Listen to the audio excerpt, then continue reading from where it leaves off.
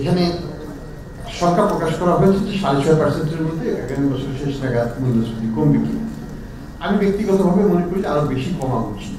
এটা একটু কনজারভেটিভ ধরা হয়েছে। কারণ হচ্ছে যে আমাদের যে মেইন চ্যালেঞ্জটা ছিল সেটা কিন্তু আমরা অনেকখানি অতিক্রম করে ফেলেছি। আমাদের মেইন চ্যালেঞ্জটা কি ছিল? আমাদের মেইন চ্যালেঞ্জটা ছিল মূল এক্সচেঞ্জ রেটটাকে স্টেবিলাইজ করা। কারণ যতদিন পর্যন্ত এক্সচেঞ্জ রেটটাকে আমরা স্টেবিলাইজ করতে না পারতাম, আমাদের কিন্তু মূল্যস্ফীতির এগেন্সে যে যুদ্ধ সেটা কিন্তু আমরা দিতে পারতাম না। কারণ বিদেশি জিনিসের দাম বাড়তো এবং সেটা প্রভাব আমাদের ডোমেস্টিক ইকোনমিতে মূল্যকে বাড়িয়ে দিত।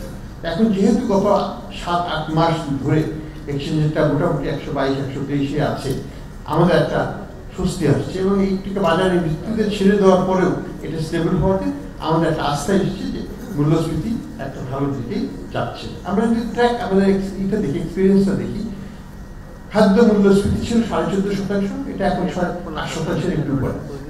এটা একটা বড় একটা আমরা অর্জন করেছি। হ্যাঁ, নন ফুডটা সবসময় খাদ্য মূল্যস্ফীতির চেয়ে একটু পিছিয়ে থাকে। সেই কারণে আমরা দেখছি নন ফুডটা যেটা 12.5 ছিল সেটা এখন 11.5 ছিল, সেটা এখন 9.5-এর দিকে চলে যাচ্ছে। তো এটাও আমরা কমের দিকে পাচ্ছি এবং আরো একটু কমবে, দ্রুত কমবে বলে আমরা আশাবাদী। তো এই সব মিলিয়ে আমরা যদি ইন্টারন্যাশনাল প্রাইস দেখি, কমোডিটি প্রাইস ইন জেনারেল, আমরা দেখুন আমাদের তেল গ্যাসের দাম কিন্তু এখন যেটা হবে আগামীতে আমরা যেটা আশা করছি আর বাড়বে না, এবং কিছু কিছু ক্ষেত্রে তেলের দাম কমিয়ে দেওয়া হলো। আমি জ্বালানি তেলের দামের কথা বলছি।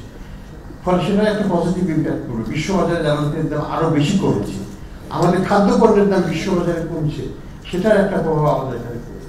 তো সব মিলিয়ে আমরা আশাবাদী যে আমাদের এখন ইম্পোর্ট করার ক্যাপাসিটি অনেক বেশি এবং ইম্পোর্ট কিন্তু বেড়ে গেছে। র মেটেরিয়াল ইম্পোর্টও বেড়েছে, খাদ্য আমদানি বেড়েছে।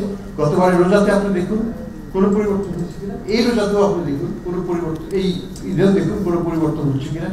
মূল্যস্ফীতি নিয়ে কিন্তু আমরা সেরকম আপনাদের গণমাধ্যমে সেরকম বড় কিছু দেখছি না। সব মিলিয়ে আমরা আশাবাদী যে আমাদের অর্থনীতির যে একটা চালিকা শক্তি, ফরেন এক্সচেঞ্জের অ্যাভেলেবিলিটি, সেটা ঠিক থাকবে এবং আমাদের মনিটারি পলিসিটাকে আমরা টাইট করে রাখছি। আমরা আগামীতে এটাকে ইন্টারেস্টটা কমিয়ে আনবো যখন ইনফ্লেশনটা 7%-এর নিচে নেমে যাবে। আমরা আশাবাদী এটা জুলাই, অগাস্ট, সেপ্টেম্বরের মধ্যেই আমরা সেখানে যেতে পারবো।